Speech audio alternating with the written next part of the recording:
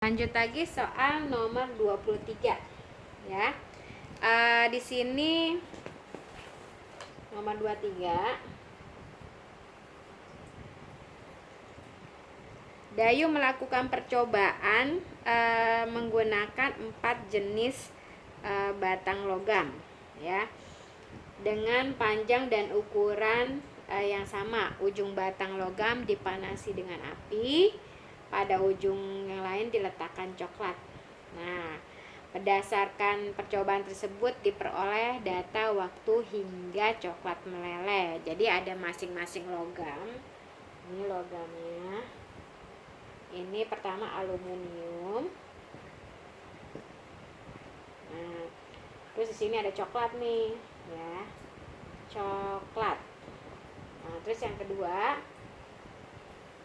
ada tembaga.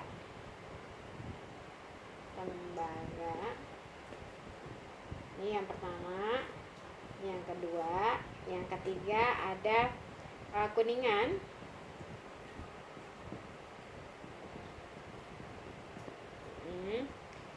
Terus ada besi.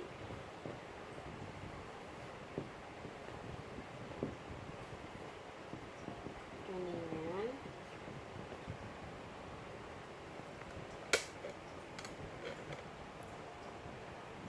ini tembaga, aluminium. Ditaruh coklat ya. Nah, ujungnya ini dipanasin, ujung logam tersebut. Apa yang terjadi ya? Jadi Dayu melakukan percobaan menggunakan 4 jenis bahan batang logam dengan panjang dan ukuran sama. Ini panjangnya sama, ukurannya sama ya. Ini ada coklatnya, C, coklat, coklat, coklat. Nah,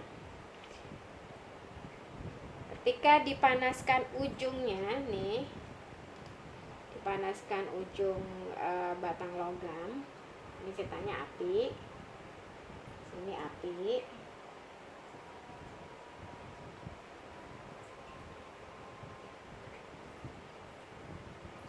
Nah, api ini akan merambat ke logam-logam tersebut. Ini berarti secara konduksi atau konduktor.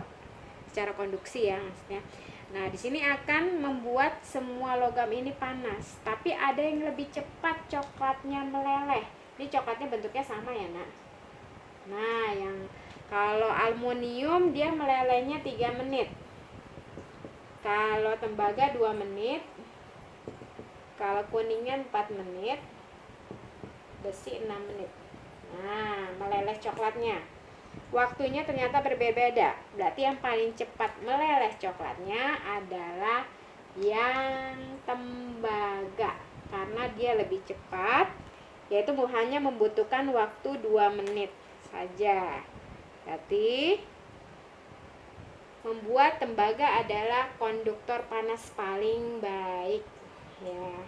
Makanya kamu pernah sering lihat kabel ya, di dalam kabel listrik itu ada tembaga dalamnya, karena dia penghantar panas yang baik dan bisa dilenturkan.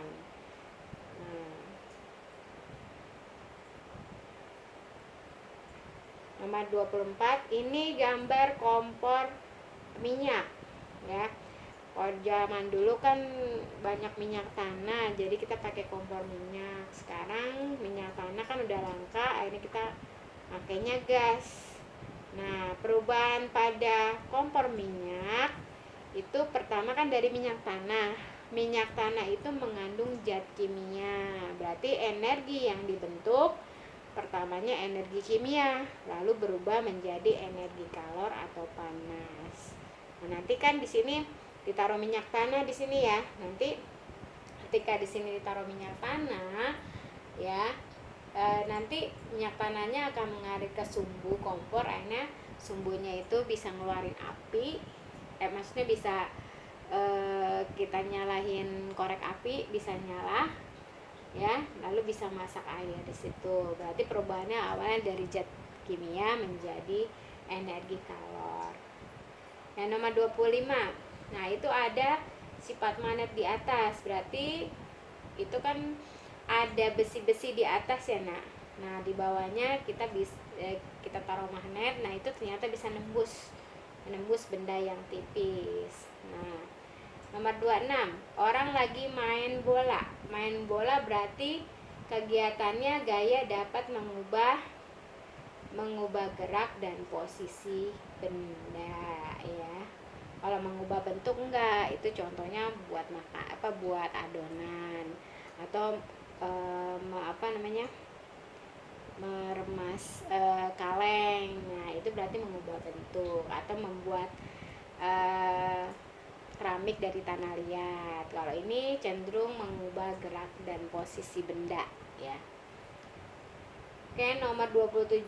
Oh, ini ada kaca. Kaca kena sinar dari lampu. Nah, karena kaca itu dia itu halus ya permukaannya. Nah, kaca itu halus permukaannya sehingga bisa dipantulkan secara teratur. Nah, berarti jawabannya yang C. Cahaya dipantulkan teratur karena mengenai benda yang rata atau benda yang halus. Oke, nomor yang C, nomor 27. Nomor 28. Gelas berisi air pada gambar tersebut jika dipukul urutan bunyi dari terendah ke bunyi tertinggi adalah kalau airnya isinya banyak itu berarti dia adalah yang terendah ya. Di sini ada gelas.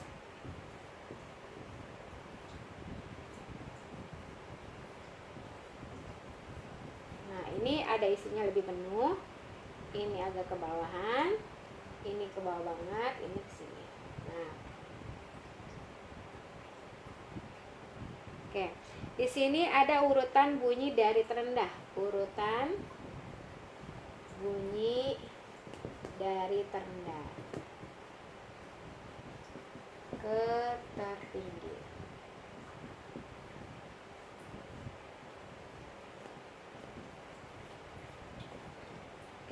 Kalau urutan bunyi terendah berarti yang airnya lebih banyak. Nah, kamu pukul ini gelas. Ketika di sini airnya agak penuh, dia cenderung bunyinya agak lebih kecil. Nah, ini berarti urutan yang pertama.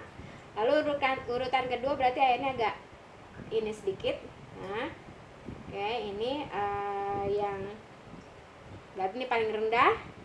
Ini terendah nomor 2, bukan nomor 2, maksudnya agak tinggi. Terus yang ini nomor 3, yang ini nomor 4. Karena nomor 4 itu gelasnya isinya agak sedikit, jadi cenderung dia mengalami bunyi paling tinggi ya.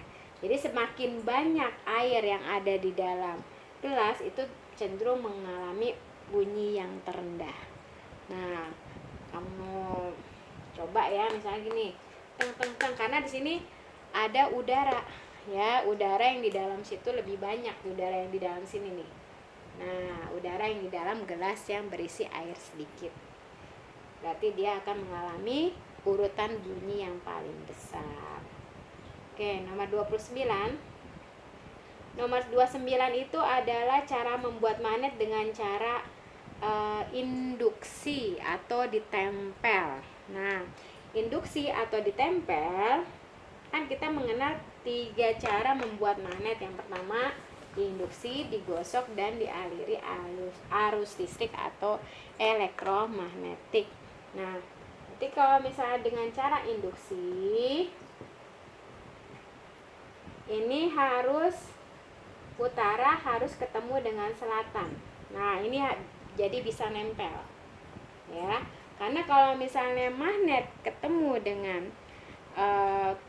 kutub magnet dengan kutub magnet harus tidak senama agar dia terjadi tarik menarik. Kalau U sama U, nah U sama U, nah ini berarti kan sama nih, berarti nolak dia ya, dia harus nolak. Nah, jadi di sini utara dengan utara nggak boleh, karena berarti kalau utara sama utara sifat magnetnya dia nggak akan tarik menarik ya. Tapi kalau harus yang tidak senama atau yang berbeda kutubnya, berarti utara selatan atau di sini selatan sama utara. Nah itu terjadi tarik menarik ya.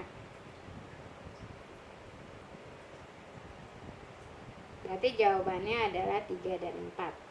Nomor 30, biji jarak dapat diolah menjadi bahan dasar di biodiesel, sedangkan kotoran hewan dapat diolah menjadi biogas. Pemanfaatan biogas dan biodiesel dalam kehidupan sehari-hari adalah, waktu itu pernah kayak dijelasin antara biogas sama biodiesel.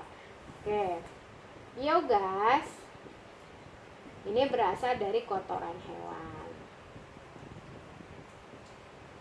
Ya, mengandung gas ya kotoran hewan sehingga bisa dipakai sebagai bahan bakar alternatif jika tidak ada gas yang buat kita masak, kita bisa pakai kotoran hewan. Nah, sini biogas ini buat apa fungsinya? Buat memasak ya, buat memasak.